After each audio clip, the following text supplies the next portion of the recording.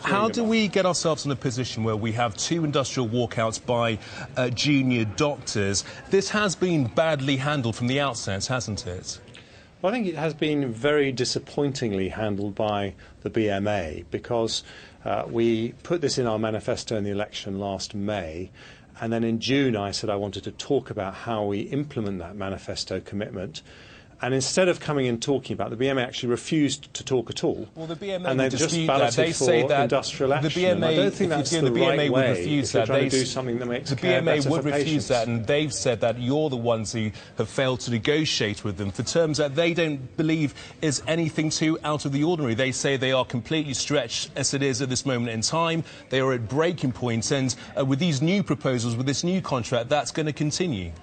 Well, I think they should look at the details. And just to correct something that Dr. Lonsdale said earlier in the programme that I just caught the end of, he says this is a big risk.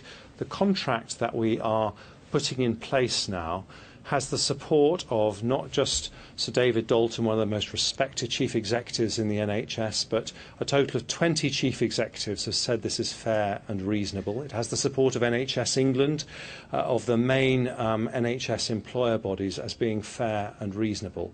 And I think, the question is, what is the alternative? The BMA are clearly not going to agree to this, but we've had now 8 studies in the last 5 years that have said mortality rates are higher at weekends.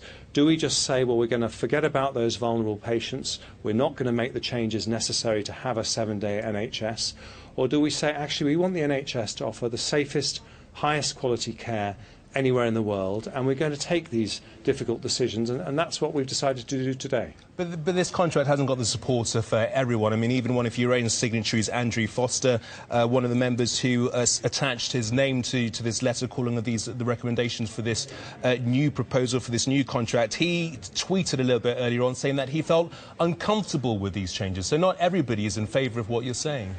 Well, he was on the reference group that Sir David Dalton put together that went through these changes, and he did sign his name to a letter saying that he thought the changes were fair and reasonable.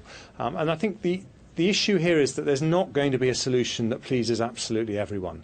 But the question is, do we take the steps necessary? And I think the other point to mention is that what really matters if we want to have a safe NHS is that we have doctors who are not overtired, and we're putting in place some really important safeguards. We are stopping hospitals, for example, asking doctors to work 2 weekends in a row, to work 5 nights in a row, to work 6 or more long days in a row. We're reducing the maximum hours they can ask doctors to work. That on top of a significant pay rise to make up for the reduction in weekend working rates. It's actually a very good package for doctors, and I think when they look at the small print of what we're proposing today with an open mind, they will see that this is a step forward. But Health Secretary, the real concern now is that you've got the vast majority of junior doctors who have been out on the picket lines, who have been out demonstrating over the course of these 2 industrial action walkouts, who are saying that, look, we are prepared to leave our jobs, we're prepared to walk out on this profession that we feel passionately about, and even go overseas, even go to the Southern Hemisphere. I mean, looking into the future, that's not sustainable. Well, I'm passionate too that we have the safest, highest quality care for patients in the NHS. And I would just say this on the issue of morale. Look at the places which have the highest morale in the NHS, or some of the highest morale, places like Northumbria, Salford Royal. These are trusts which actually have moved further towards 7-day working. And why is that? It's because when doctors are able to give the care to their patients that they want to, that they know their patients deserve, then it's a much more pleasant working environment. It's a much more rewarding job. Now, at the moment, we don't offer that to many junior doctors who go into an A&E department on a Sunday. They find there aren't as many consultants there. They can't get diagnostic tests back. It's actually, quite a tough experience, and we're trying to put that right. So I think this will be the right thing to do. Of course, it's not easy today, but in the end we have to make a decision as to whether we want the NHS to be there for patients. Do you concede, Health Secretary, do you concede that now you've lost the confidence, you've lost the support from a vast majority of people who are supposed to be working for the NHS, are supposed to be working under you? So, I mean, do you feel your position is tenable? Can you continue doing your job? Well, the job of the Health Secretary is to make sure that we give the safest possible care for patients. I think in the heat of an industrial relations dispute, feelings are going to run high on both sides. That's absolutely inevitable. But when the dust settles, what history will say, in a few years' time when we have a 7-day NHS, is they'll say, well, this was a totally obvious thing to do.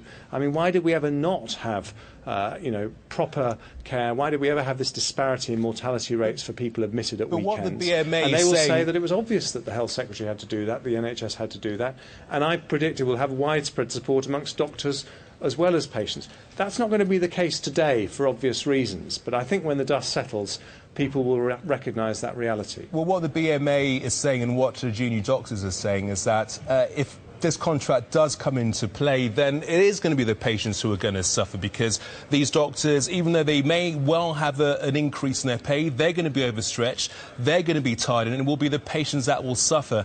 And if doctors do go overseas, do travel to Australia or elsewhere in the Southern Hemisphere to work, that problem is just going to get worse and worse and worse. Well, I think that rather sums up why the BMA have been so unconstructive. I mean, to say that a contract that reduces the maximum hours a doctor can work, that reduces the number of nights they can be asked to work in a row, that puts in much stronger safeguards in terms of making sure they work safe hours, to say that that's somehow less safe just flies in the face of the evidence. And you don't have to take my word for it. Look at what respected people inside the NHS, what Simon Stevens, the head of NHS England, what chief executives who run hospitals delivering some of the best care in the NHS, they say this is a fair and reasonable offer. And that's why you don't have to take my word for it. I think people should look at what the contract is actually saying, and hopefully we can resolve this and move forward for the NHS. Health Secretary, this is a debate that will rumble on for some time. Many thanks for joining us this afternoon on Sky News.